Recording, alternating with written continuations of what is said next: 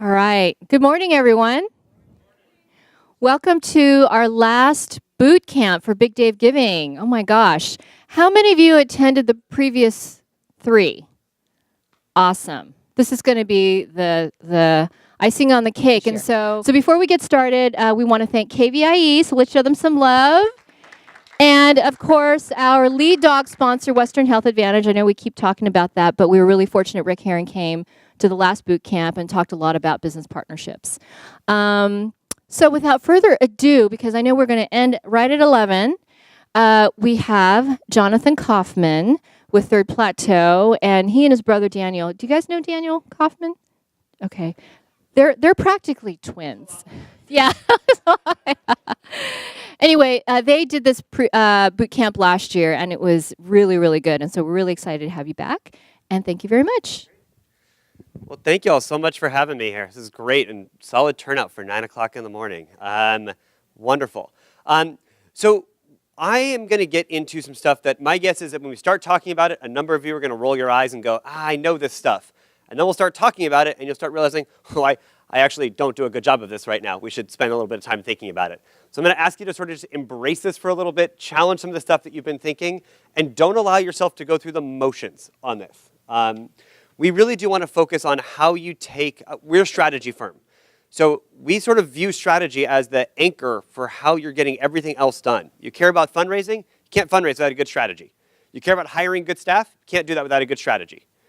You care about retaining staff, being able to drive impact, all of that is anchored in strategy. Who are you, why are you doing what you're doing, and how are you going about doing it that's unique, that's smart, that's aligned with what you're good at? How do you tie all those things together? So we're going to start real high level. Mission and vision. And who here is bold enough in this room to say what you think a vision statement is? Yeah, go for it. Testing? Okay. How you envision the world if you fixed the problem that you're trying to solve. Love it. Absolutely love it. How you envision the world if you fix the problem you're trying to solve. That's pretty darn close to what I wrote up there also. Right? It's the end state that you are hoping to see if everything goes according to plan. There's kind of 2 buckets that I think about organizations falling into when it comes to vision statements. One of them is, I need to work myself out of a job. So those are things like social services. Things like homelessness or hunger. Our goal is about ending that as a societal ill. Right? It's not, I want to maintain the status quo, because if you're working on hunger or you're working on homelessness, you're probably not happy with the status quo. I would hope not. And so it's about how do you actually end things like food injustice? How do you end things like food insecurity? And so your end state actually doesn't even require you to exist as an organization. You've worked yourself out of a job. Congratulations. Go find the next social cause. Go tackle it. The other bucket is, there's not really an end state that doesn't require me to exist. Really good example is things like arts or healthcare. It should not be Kaiser and Sutter's and Schreiner's attempt to not have to exist. That would be a really bad problem if they just went out, right? Kids are still going to break their leg when they go skateboarding. People are still going to get sick. People are going to need medicine. And so it's about how do you have a healthier community where people get access to what they need, right? And actually building towards a much better status quo is the vision that they're seeking. That's the end state they're looking for. Arts, same sort of thing, right? It's not like, okay, great, now there's enough art in the world, enough creativity, I can stop. It's like, no, like how do you build on that and how do you sustain really positive momentum on things like that? If anybody thinks they're in a different bucket, I would love to hear it. I've been doing this work for a while. We've been 8 years and thousands of organizations. I've never met one that falls outside of those 2 buckets, but I'm always like to be surprised. So again, your end state is either I no longer need to exist because that social ill is solved, or I need to get us to just a much better version of a status quo and then maintain from there. Maintain and continue to build from there. You'll see a note here at the bottom. It is okay, and actually it'd be something of a red flag if your vision statement didn't sound or at least look like or share a lot of commonalities with vision statements of other organizations working on the issues that you're working on. A vision statement does not need to be and likely shouldn't be all that unique to just you. How you frame it, how you word it should, it should embrace and embody your culture and your framing and your attitude as an organization. But every organization working to end hunger is working to end hunger.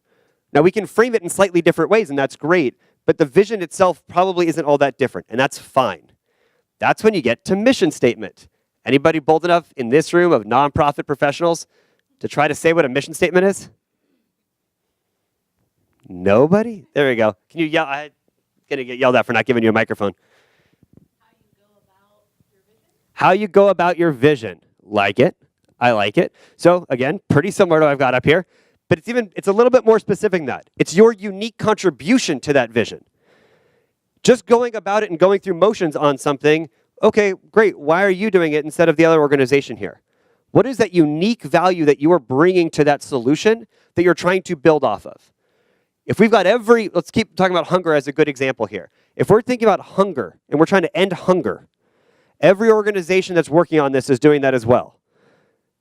Now that is soup kitchens, job training programs maybe. It could be housing programs. It could be health programs that are actually doing what they're doing specifically because of their effort to try to end hunger. It could be nutrition. Those are all unique approaches to answering very much the same question. How do I get people that have food security and healthy? And so the mission statement has to be incredibly unique to you. If your mission statement is shared with any other organization, you either should not exist or you need to go merge with another organization. So your unique contribution to how you are contributing to that big end state vision. Theory of change explains how you connect these two. How does your mission lead to your vision? We're going to talk about theory of change in a little bit. I want to pause for a second. Any questions initially? Just a quick show of hands, no judgment. I'm not going to make you say it. I'm not going to make you read it out. Just a quick show of hands. After I've now explained vision and mission, how many of you think you've got organizations that have exceptionally strong vision and mission statements?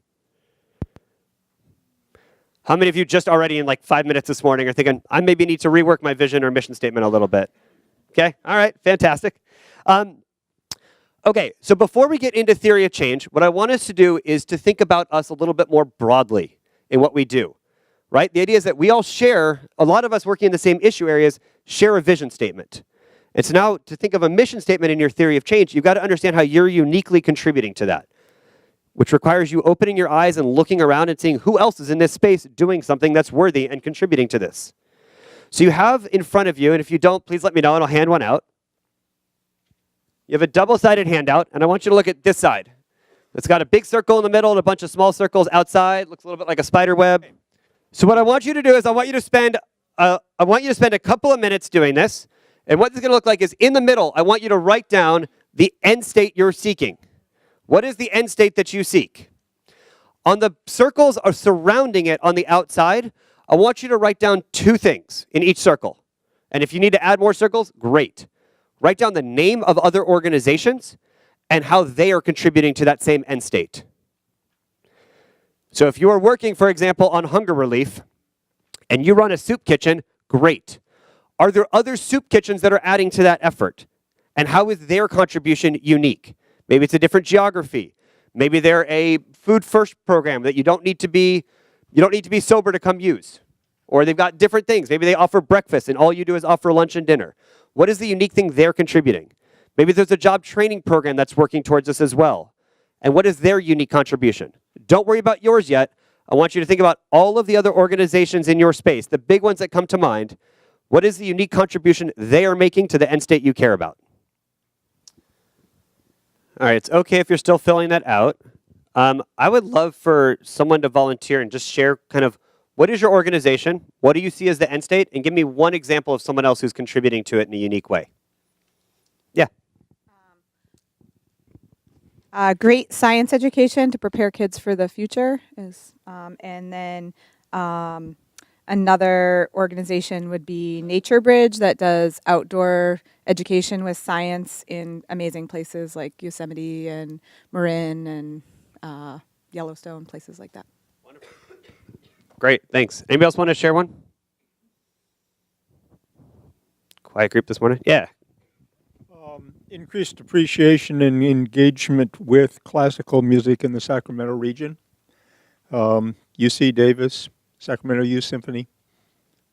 And so their contribution is what? Just being able to provide music, or what's the contribution they're making to that space? Education. Education is their contribution. Great. Okay, So there are, this is obviously a laughable amount of time to try to do this completely. You cannot do a full landscape off the top of your head in like 5 minutes that I gave you. But it's at least pushing you to start thinking about you are not operating in a vacuum. You are operating in a really competitive space that is becoming less and less tolerant of ineffective organizations. The more you understand what your competitors and collaborators are doing in that space and how they are contributing to something, gives you the opportunity to understand how you are adding unique value. So again, that's your mission statement. Your theory of change becomes really critical here. Just show of hands, how many of you know what a theory of change is beyond just it connects your mission to your vision? Got one hand in the back. How many of you have organizations that have a theory of change? Couple hands being couple hands being raised in the hopes that I don't actually see them. That's about where we are. Okay, so I will say I think this is, this might seem like a ridiculous statement. This to me is like one of the most critical problems in Sacramento's nonprofit community. I don't understand why this has not taken over and become the norm here the way that it has in a lot of other communities, but this is something like we are actively working towards. A strong theory of change is the anchor and the backbone to everything else you need to do. Everything else you need to do. So here's how a theory of change works. You have a, think of it as like you can, if you've got a blank piece of paper, you can put it kind of maybe in portrait mode. At the very top, you've got your mission. The very bottom, you've got your vision. The vision, again, is your end state that you care about. You cannot, so let's keep going back to hunger as a good example. It's relatively easy to understand. I run a soup kitchen, I care about ending hunger. I cannot go out tomorrow morning as much as I might want. I cannot go out tomorrow and end hunger. I can go out tomorrow and I can open up my soup kitchen and I can make my doors available. I can open up the doors to everybody. I cannot turn anybody away. I'm going to offer 3 meals a day, 365 days a year. What I am banking on there is a series of chain reaction of dominoes. I cannot reach the domino that says hunger is ended. I can reach the dominoes that say, I can open up a facility and I can offer breakfast, lunch, and dinner to 500 people a day. A theory of change outlines what is the chain reaction of dominoes that I expect to happen that's eventually going to lead to the domino I care about. I don't run a soup kitchen because I care about feeding people right now. I run a soup kitchen because I care about ending hunger. How is what I'm doing eventually going to lead to ending hunger?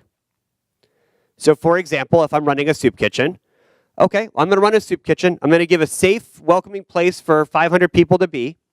Those people then are not going to have to worry about food, which means they now have more time to be able to look for jobs, to look for housing, whatever else they might need, get themselves healthy, whatever else they need on it. I've given them some important nourishment so they're healthy enough to actually focus on those things. They can now maybe have a little extra time to go make sure their clothes are clean for job interviews.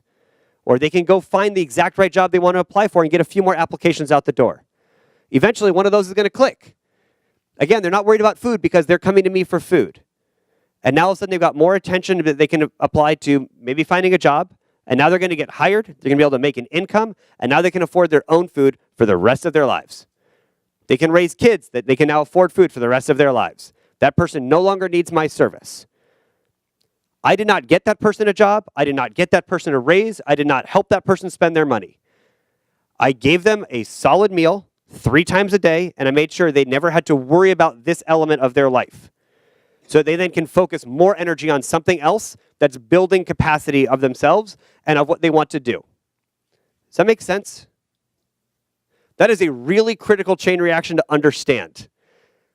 If you run, for example, if you run a museum, or you run an art program and you're not sure what the end state is that you're striving for, all you're doing is running a revolving door of people that maybe get some exposure to it, maybe, but you're not actually thinking of like, what do I want people taking away from this? What do I want this experience to be? How does it shape them? How do they then take it from there? If I open up my door to a bunch of school kids, what are they doing in my facility that's enabling them to then go off and go do something different and special and important that aligns with my vision? Right? Oh, hey, now they're going to be more creative. They're going to tap into their artistic self. They're going to be able to express themselves better. They're going to have more confidence in the rest of their lives. They're going to be more confident in school. They're going to perform better academically because of that. And now they're going to end up going to college. They're going to go get a great career that is embodied and anchored in creativity and artistry. Well, that's cool. I didn't do that by opening up an art, like by housing people for a symphony. It's a chain reaction that I set off. understanding that chain reaction is critical to understanding how you add value to this space. And we're going to talk later at the end of this about how that then is used in things like strategic planning, fundraising, recruitment, all of these other pieces of your organization. Any clarifying questions about theory of change? This is a new concept for me, and I'm excited about it. But if you deal with, in the Bridge Foundation, it's for men and women who are coming off of substance abuse. I can understand the food 3 days a week, but how do you say it when you're talking about people changing their lives or getting off of substance abuse? So the question here is like, interesting concept. How does this work in the substance abuse field, right? If I'm trying to work with people coming off of substance abuse, what is my theory of change? How do I work? If people are if people are a little bit of like, I'm a little shocked, I'm not quite sure how to jump into this, I will happily go around and talk to you guys about this, but there needs to be what's the end state that you're striving for? Like, what does success look like big long term, 50 years from now? Success looks like people whose lives have been broken are now back with their families and living a good life. They're working and they're thriving. People thriving, back with their families, working a good life. Love it. I'm assuming you don't offer a program that gives somebody a thriving life. It's not like, oh, great, here's your program, here's your family, here's your job. Now your life is nicely, cleanly packaged, you're done, right? That's not. So what does your program actually do? It provides housing and it helps men and women get off of drugs. Great. So the theory of change then would outline, all right, if I can provide somebody some housing, it sounds like it's a housing first model of like, how do I get people some housing? And I'm able to provide them some substance abuse counseling, training, whatever that might look like. What are they then able to do? It is not I can get myself clean and then all of a sudden I get my family back, I get a great job, I get a great life, I'm good. It's, okay, I've got like part of my life now in order. What are they then able to focus on? What are they then able to do that they weren't able to do before? And how do those things lead to that thriving life you described with a family, a great job, purpose, all of those things? If any of you are having, this is a difficult thing. This should not be like, oh, this is super easy. If it's super easy for you, you're probably not thinking critically about it enough and how you're uniquely adding value to that space. If anyone's having a hard time, just raise your hand. I'll come over and help you think through it.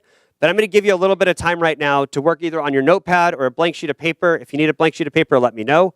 I want you to try to draft your first theory of change. If you have a theory of change in your organization, do not pull it up on your website. If you cannot recreate it yourself right now, it's too complicated. Play around with it, see what you can put together, and we're going to come back together in a second. Just to be really clear for people, because I can see a couple people in the back kind of going through it, your theory of change does not need to just fill in these boxes. Your theory of change can look any way you want it to look. Sorry, maybe I should explain it. These are, you can think of it as like, your mission might set off a couple of different chain reactions. Eventually, everything needs to come back together in that vision statement at the very bottom. But you could have 20 different chain reactions going off, or you could have one single linear chain reaction. All of that is fine. Think about feedback loops in your chain reaction about, okay, we do this. Actually, that's then going to make the first step I talked about even better. And so maybe there's a feedback loop that also builds down. You do not need to copy this. I apologize for not making that more clear. Think about all you need to have is your mission at the top, your vision at the bottom. You figure out the path that connects those together. One other great question that just happened is, what's the difference between a theory of change and a logic model? Great question, Megan. Really, really good question. The short answer is there's really no difference. The more nuanced answer is logic model is great for tracking. If you have never heard of logic model, you can ignore me and keep working. For those of you that have logic models and going, how is this different? A logic model thinks about the specific inputs, outputs, and outcomes.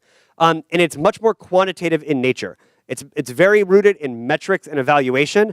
I need to do X, I should see X result out of it, and it's sort of tying that metric and evaluation into your model. A theory of change is more about storytelling. How do I tell the story of the contribution I am making towards this vision? So the theory of change, a little bit squishier, I think far more useful than a logic model, but we'll talk a little bit more about them at the end. And maybe I'll share something with the Community Foundation to share out to you guys about breaking down the real difference between them, more detail than that. Would I define squishier? So I think of squishy as like, when you think of like pulling on heartstrings as part of fundraising, right? You're trying to get to like someone's emotional side of why they want to care about something. Theory of change is fantastic. You care about raising money around things like Big Day of Giving. It is rarely around metrics and evaluation. It is about heartstrings. It is why the organizations that put a puppy up there and care about animals and little puppies and kittens do so well. It pulls at your heartstrings. At no point are they sharing data about how many puppies have been helped and how much their lives are better off because of it. That's what I mean by squishy. It's the storytelling, emotional side of how you go about fundraising. All right, I'm going to continue to interrupt your thinking here because I just got the same question 5 times in a row. I feel like, it's a facilitator, I should probably just have addressed that up front. There are, if your program really is serving a number of different audiences. So maybe the staff is going to benefit from something and the kids that participate in are going to benefit from something. Right? Maybe there's a couple of different core audiences that you're working with that really are tapping into it for a different reason. That is what sort of the different chain reactions are. You can have a chain reaction that's just about, hey, the staff that's involved in this is going to get this, it's going to get this, and eventually they're going to be able to do this with their lives. The kids that come to the program are going to do this, and they're going to feel this, and then they're going to be able to do this, and this is what's going to happen in their lives. You can have sort of parallel chain reactions going for those different groups. They have to still come down to the same vision statement. Eventually, those chain reactions have to merge to knock over that final domino that you care about, which is that vision statement. But it's perfectly fine to have parallel chain reactions going for different audiences. Okay. Let's do another maybe 4 or 5 minutes to keep working on it, and then I'm going to have you start to share it out. Okay, that is too much time sitting and being quiet. So now, you have a working draft of a theory of change in front of you. It's probably got some big holes still left in it. It probably has a couple of things you're really excited about. Now I want you to pair up with somebody else, and I want you to explain your theory of change to them. And I want you to ask for feedback, and I want you to give good critical feedback to each other. So here's a couple of ground rules. We are all friends here. This is a community of loving, supportive, good-hearted people. We are looking to, if you are too embarrassed to share your theory of change with the person sitting next to you, we got a big event coming up in May where you're going to have to talk to people about this a lot. You should talk to somebody in this room that's going through this with you. This is about as safe as it gets. So embrace that. Let's let ourselves be a little bit vulnerable. And I want you as pairs actually really try to help each other. The person who's sharing, share out the best thinking that you can at this point. The person who's listening, identify the holes. Where are the blind spots in logic that person hasn't thought of or hasn't addressed as cleanly as it needs to be able to make sense to you? Hey, you said that you're going to open up this like little program, and then the next step is that like the world is beautiful and everything's fantastic. Like, I'm missing. There's a few connecting dots in here. Help me understand how that actually happens. Push on each other until you believe that there is not a big enough gap in that domino chain reaction that actually you're going to get a chain reaction. We've all seen those domino chain reactions where the gap is just too big, and that third domino falls over, and the fourth one is still standing there real proud. Help them move them closer together, or say, hey, I think you actually might be missing a domino here. What's connecting these two together? That is incredibly helpful feedback. Engage in those conversations. We're going to do that for let's do about 10 minutes per person on it. So take 10 minutes, really engage and help somebody understand it, and then switch and we'll go with the other person. Yeah. All right, if I can get everyone's attention, please. Let's hit pause on those conversations. So I will say, very good sign. I see nobody in tears. Nobody stormed out of the room. I heard very few profanities. Like overall, good feedback. I would love to just hear somebody that just shared. What was that experience like for you? What kind of good critical feedback did you get from your partner? Anybody willing to share a little bit about what you just went through for the last 10 minutes? I would pick you in the back, but she's so close to right here.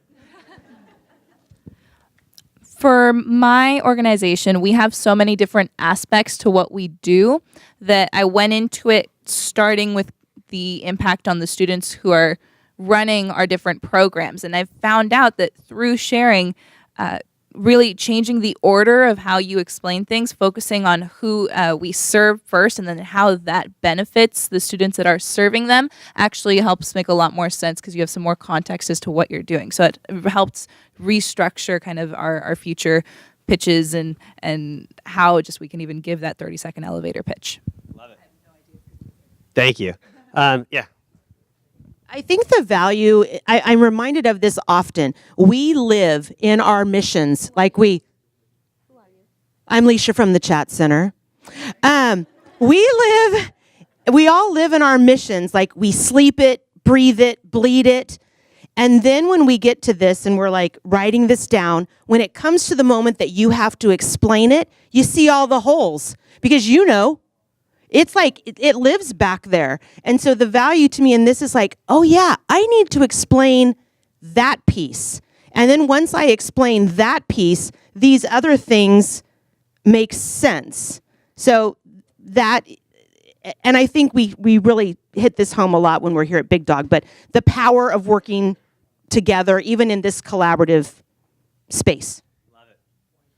Thank you very much, Alicia. So what Alicia's saying there is also really true in that, like, you at work, you're living your missions, and you're operating. The worst part is you're operating with everyone else who already drank all the same Kool-Aid you did, right? Like, that is, or nonprofits are so good at cooking up delicious batches of Kool-Aid and giving it to all of their employees and all team members, and so you're all operating with the same faulty assumptions. And once you shine a little bit of flashlight on it for somebody else, they go, wait a second, like the whole, the underlying foundation of this doesn't make sense to me, or it's not logical. And you go, oh, but nobody at work ever says that. It's like, yeah, because it's the shared blind spot that you see in lots of organizations. Getting out there, sharing your story, your theory of change, getting that feedback, so valuable. Let's get one last share here. Hi, Regina Kaiser, Executive Director for Dreamcatchers Empowerment Network. So what when I started from my mission and kind of worked my way down, and then Rhonda had me look at my vision and work my way back up and really looking at, is there gaps there? Do we need to move stuff around from the flow of it, and then where was that squishy piece, and how do we tie it into the whole theory of change, and are we actually connecting with that pulling on the heartstring of people? Love it. Fantastic. Thank you for sharing. All right. We are going to switch now. And for those of you that were just listening and giving good critical feedback, now it's your turn to be super vulnerable. If you already did that, go share with somebody else or go get to a different group. But I want you to go ahead. We're going to spend another 10 minutes or so. Be a good critical partner. Push on the things that need pushing. If you're hearing a vision statement that sounds a whole lot like a mission statement, push back on it. If you hear a mission statement, which is more often the case, that sounds a whole lot like a vision statement, push back on it. Get some clarity, help them identify the assumptions that are maybe a little faulty in the theory of change, and be a good collaborative partner on it. All right, 10 minutes. Go for it.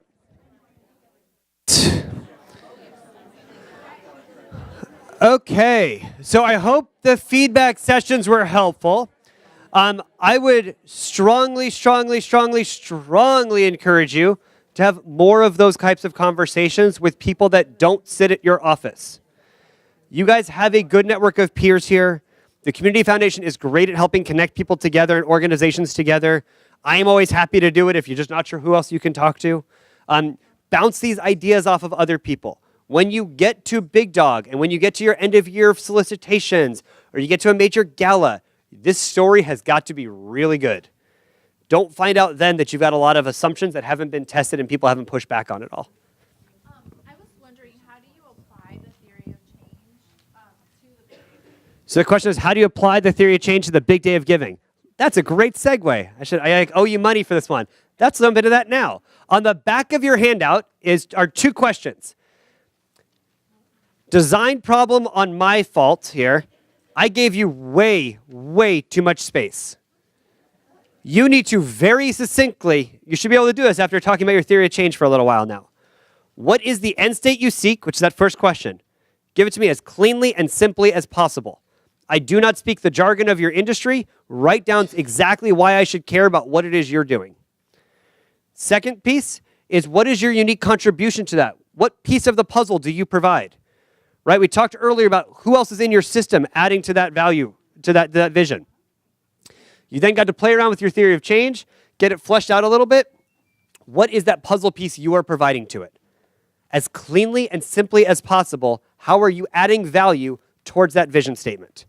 Don't walk me through an entire theory of change now. Try to summarize it in a single sentence, a phrase, maybe 2 sentences at the absolute most.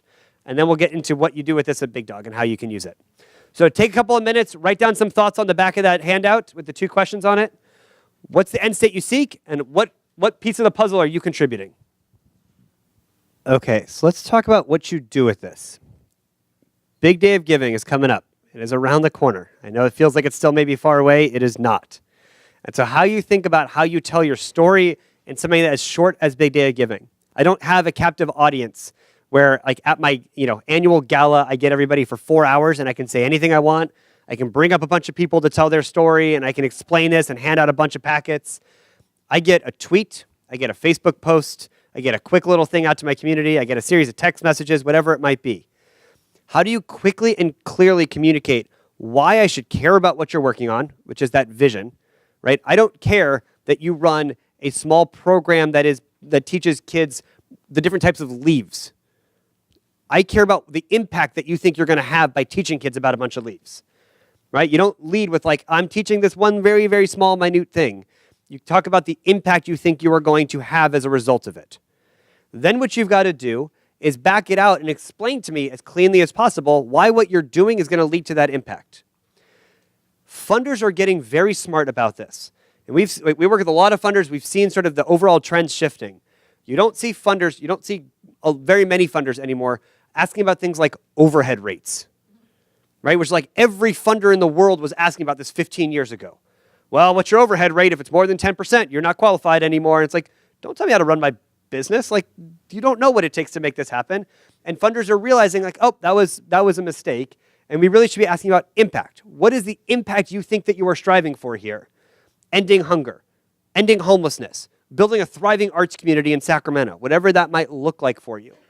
And then explain how you are adding a significant piece of that puzzle that I think, hey, I care a lot about that puzzle being built, and I can't build it without your puzzle. Yeah, I am going to give you money because I need that puzzle built. So what I want you to do is think about these in terms of you've got a very short amount of time to try to convince somebody that what you're doing matters, the impact, and how you're going about it is going to add to it. And I want you guys to practice that with each other. So you're going to partner up with people that are not the ones you just got a bunch of feedback and know your program super well. You're going to talk to strangers in the room. Again, everybody here is very friendly. We're all on the same team. But I want you to, I'm going to think if you can do this in 15 to 20 seconds. Explain what is the impact you're hoping to create in the world and how does your program add to it. If you can't do that in 15 to 20 seconds, you probably can't do it in a tweet. You probably can't do it in a Facebook post. Get good at simplifying this and figuring out what are those kernels that I really, really, really care about that have to get communicated. The people listening to it, give feedback. Push back on things that don't make sense or go, not quite sold. Let's keep trying on this. Let's talk about it. And you can workshop with them a little bit until they get a stronger little pitch. So I'm going to give each group about 5 minutes to work together and go back and forth a couple of different times. Try it out, see what else works, and then go find other people and try it out. Take what you learned and go move around a little bit. I'll bring us back together in a total of, 5-10 minutes or so, and we'll wrap up. Any clarifying questions of what we're doing? Great, go do it.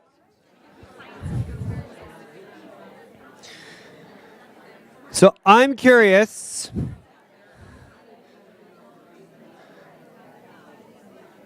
If I can get your attention.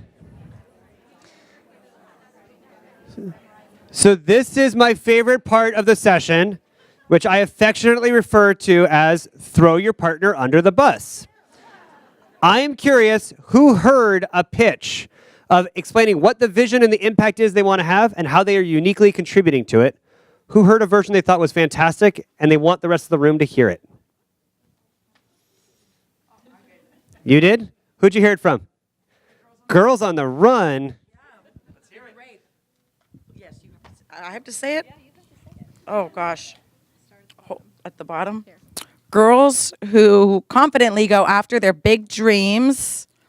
Hold on. The first introduction. First introduction to life skills needed to be confident future leaders. Love it. They have my telephone. I love having another group read out yours. Is there anybody that wants to share theirs? Anybody really proud of what they've got, or anybody want some like massive 75-person feedback real quick? My name is Karen Green, and I am representing the California Association of Youth Courts.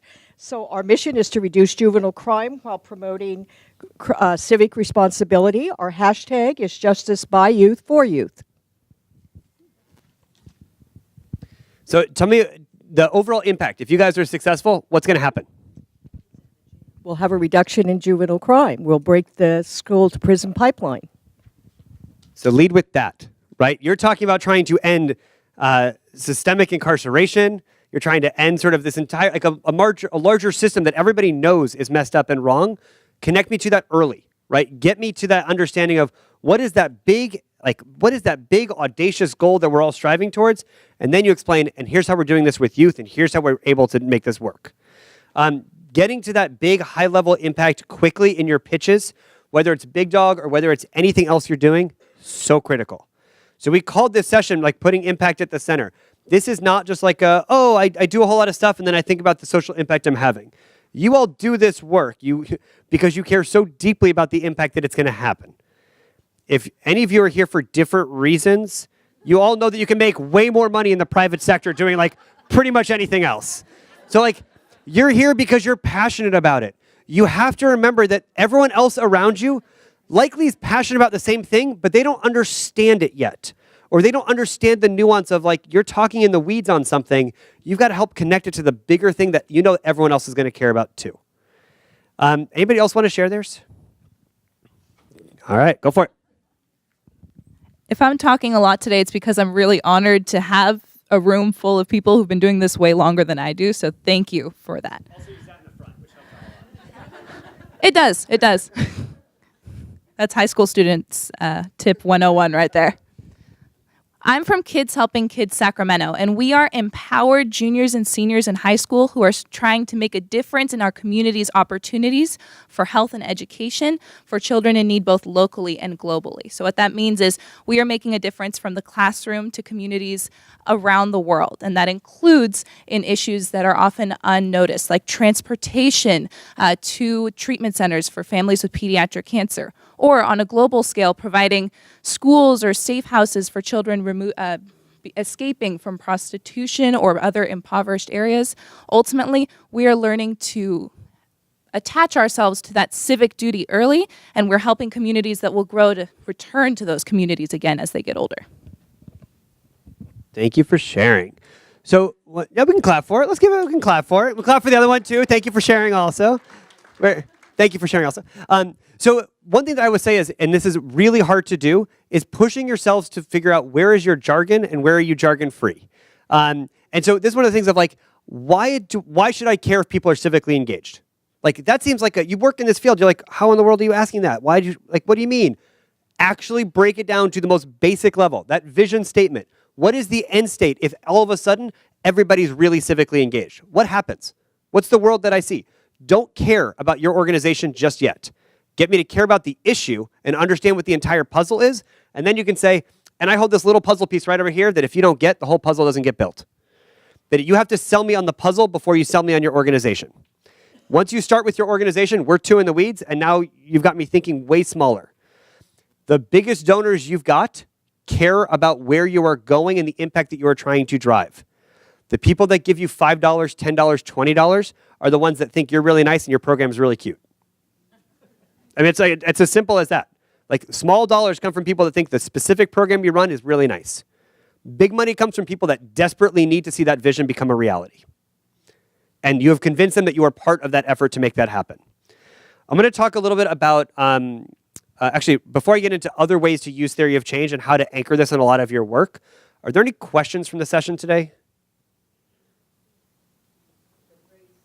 I appreciate that. Thank you. I still have 10 minutes to ruin it, so let's not do the evaluation yet. So the other ways that I think about using theory of change, and I really do mean I think this is the anchor of a good organization in every single thing they do. So let me give an example. Strategic planning. Strategic plan, you've got this big vision. It's talking about what the world is going to look like 50, 75, 200 years from now, whatever it might be, to be able to make that like a real reality. And I know it's kind of a crappy thing to say for people that spend their lives working on this. you're not going to make this happen overnight, and likely you're not going to meet your vision in 3 years, right? We're talking big, big, long-term generational changes of what needs to happen. Your strategic plan is saying, I know what I care about happening in the world. That's my North Star. In the next 3 years, here's the traction we're going to make towards it. Right? Your strategic plan is saying, here is the progress I'm going to make towards that North Star, that vision, in the next 3, 4, 5 years. Staffing. When you recruit staff, the staff members that stay, that build, that co-develop with you, that co-own the problem and the solution with you, are the ones that buy into this. The staff members that come, and you guys can laugh all you want and make comments of like, millennials jump around. No. Well, everybody cares about final impact of where things are going. If I understand where we are going, and I understand and believe in the theory of how we're going to make it happen, I'll work with you for the rest of my life. It's the staff members that like your mission statement are the ones that stay for 6 months, 8 months, a year, maybe even 2 years. But they're not actually they're workhorses and they're checking boxes for you, which is helpful, but they're not going to build what you're trying to build. You're putting a lot more weight on yourself as an executive or development director or whatever your role might be. If you can't get your staff to buy into this and hire staff that buys into it, you're going to be doing all of the heavy lifting by yourself. And you're going to be surrounded by a bunch of workhorses that are not contributing to building. They will do whatever you tell them to do, but now you're responsible for telling everybody. If I get staff members that buy into a theory of change, I need to get them oriented to who to call and what to do, and then I need to let them run free, and I need to get the hell out of their way. So it also goes into culture for an organization. How do you talk about your theory of change? When you talk about what you're doing, are you talking about the tactical pieces that need to happen? Or are you also framing them within the impact of why those tactics are so critical? I run my own company. We've been up and running for 8 years. We have a team of 18 people. I still do data entry, not infrequently, because I understand the impact we're trying to have and why that's so critical and why it's so necessary. I will do grunt work if I understand how it fits into where we are trying to go. For people that don't understand it and don't buy into it and your culture's not anchored in it, people are transactional. Metrics and evaluation. We talk a lot in this space in general on what to track, how to track it, how to know if you're actually having it in effect. This becomes your blueprint for how to think about metrics and evaluation. You're not sure what to track? It better be on there. If you're tracking things that don't actually matter to advancing your theory of change, you're wasting your time. You probably also talked to a funder and sold them on something that wasn't your theory of change, and now you're responsible for tracking something that's not connected. Talk about the theory of change. Think about what needs to be true in order for this to work. Your theory of change is a series of assumptions. I think if this happens, this will happen. And if that happens, this will happen. And if that happens, then this other thing is going to happen. Shape your metrics and your evaluation around, are those assumptions true? And when they're not, change what you do. That's just standard strategy and management. If you're not getting the results that you think you should be getting, change what you do. Your end state isn't going to change, but your mission sure as hell needs to if you're not getting the results that you think you need to be getting. The other one is on fundraising, which I know is the main anchor of why you're here, but I want you to understand that is a small part of how this becomes beneficial. When you have a strong theory of change, it becomes very clear to you who your donor segments are. Your donor segments, your potential donors, is not the entire population of Sacramento or Sacramento County. There are people that care about what you're working on. Now, if you leave it at just your mission and you say, okay, well, I run a program that teaches kids different types of trees, great. My two donor segments are people that like kids and people that like trees. But if I actually talk about my vision is a world where everybody is engaged and owning solutions in the environment and stewarding a healthy environment for generations to come, I happen to teach about trees. I happen to work with kids, but all of a sudden now I can work with, environmental scientists are now great targets. People that care about general environment stuff, people that care about water issues, people that care about forest fires, people that care about all sorts of other pieces here, all of a sudden become really valuable partners and great prospective donors. Your theory of change, if you have a strong theory of change, and I encourage you to keep working on it, helps you shape every aspect of what you're doing in your organization. From your culture, to your staff, to your strategy, to your metrics and evaluation, and even on Big Dog, what types of tweets you're going to send and what types of Facebook posts and how you're going to engage your community in wanting to give and support you. We look at a lot of organizations, and I will say this is the single biggest defining line between organizations that are really effective and ones that aren't. I have never met an organization that I think is phenomenally effective at really working towards the vision they're talking about that doesn't have a really strong, well thought out theory of change. Make it happen, get in the practice of building it, get lots of critical feedback on it, and figure out ways to build it into the rest of what you're doing. Yes. Also hang around here for a little bit. If there's any other questions, happy to answer questions. But all, thank you so much and good luck on Big Dog.